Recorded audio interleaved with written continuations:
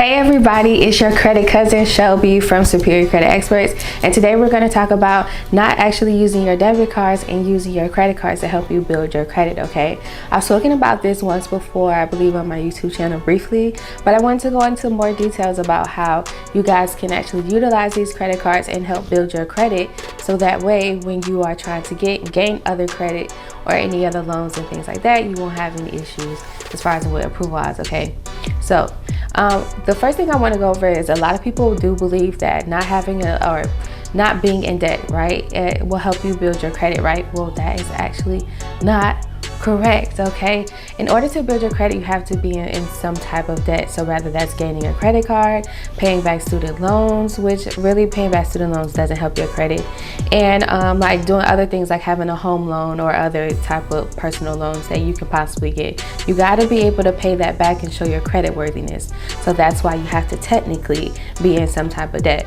But not all debt is bad debt. Okay, there is good debt and bad debt. So bad debt will be like, you know, repossessions, evictions, collections, and things, derogatory marks that are on your credit report. So that is like debt, right?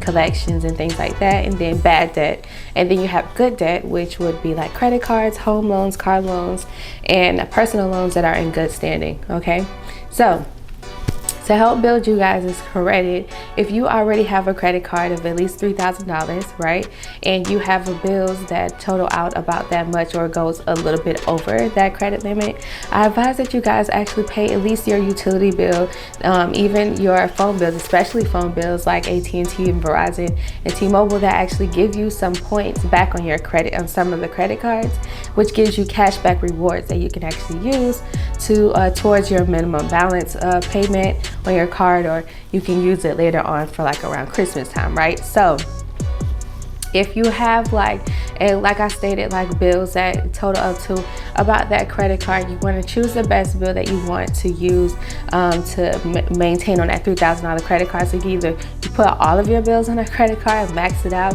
and keep paying the credit card completely off every month. But you have to have like really good responsibility with that. If you feel like you don't feel like, you know, paying back that credit card, or sometimes I understand it could be a mental game with some people with that, then I advise you at least paying, like I said, a light bill or a phone bill or internet bill that you can put on the credit card to help build the credit. Okay, and then what you want to do is, once you pay that light bill or that cell phone bill, excuse me, then you can go ahead and pay that credit card right back, okay, at an instant. So that way you don't have to worry about the credit card statement balance being reported inaccurately to the credit reports. It'll help you out in your favor if you pay these bills using your credit card. Okay, and then what happens is, for example, with Capital One and even some Navy Federal cards, you get cashback rewards, and you can use these points at the end of the year. Okay, you can save them up, or you can use them any other time they roll over. Especially with Capital One, I know they roll over. Okay, you can use some of these cashback rewards to pay back these credit card balances, which allows you to use a card and the card pays itself back, right? Which means one of these months you don't have to even pay like a minimum balance, depending on how much you spend or whatever the cashback reward will be. And then it helps you out, right? It's kind of like you paying yourself back just for making purchases and using a credit card, and that helps build your credit. Okay, always, like I always say, never show no more than 10% utilization of the credit card. So with that $3,000 credit card, when it comes down to the statement date, so when the statement actually comes out on that credit card, which is the actual exact same date that it reports to the credit bureaus, you want to make sure that you don't show no more than 10% of what that credit card balance is. Okay, so no more than $300 on that $3,000 credit card, or $100 on a $1,000 credit card, and so forth. Okay, because what happens is that helps out with your credit utilization, and utilization makes up at least 20% of your credit score. Okay, no matter what scoring module that is, whether it's Vantage 3.0 or the FICO scoring modules. So you definitely want to use, you make sure you don't show no more than 10% utilization on the statement date. Okay, So that's what I wanted my little spiel for today. Okay, I wanted to give you guys some insights on how to build your credit. If you guys have secure credit cards, I'm not like knocking those down. Secure credit cards are also a really great way to build credit, but there's so many different fintech companies and different cards out there, like the extra debit card that you guys can get, and it'll pay it back and it'll help you build credit as well. Actually extra debit, so you can click the link down below in the description. Extra debit is a really good debit card to use.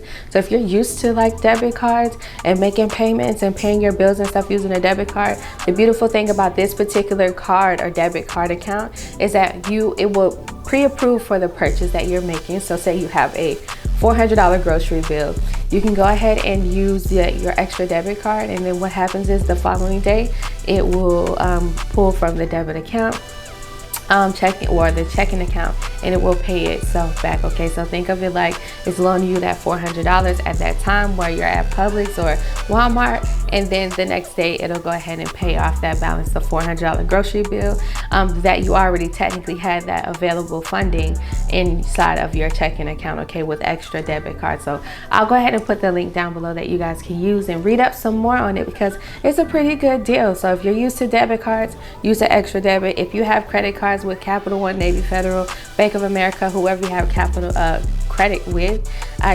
advise you guys to start using it. Okay, don't be afraid to utilize those credit cards, but just make sure that you're not reporting no more than 10% every month, and then keep building from there. After 6 to 9 months, you guys can always call the credit or whoever the creditor is, and you can request an increase, okay, a credit limit increase, and you keep going from there. It's rinse and repeat.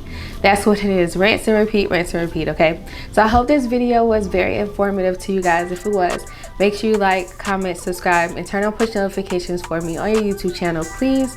And if you need some credit help or some tax help, text taxes or text credit to 954-303-4688, or visit my website powermycredit.com. I'll talk to you guys soon. Peace.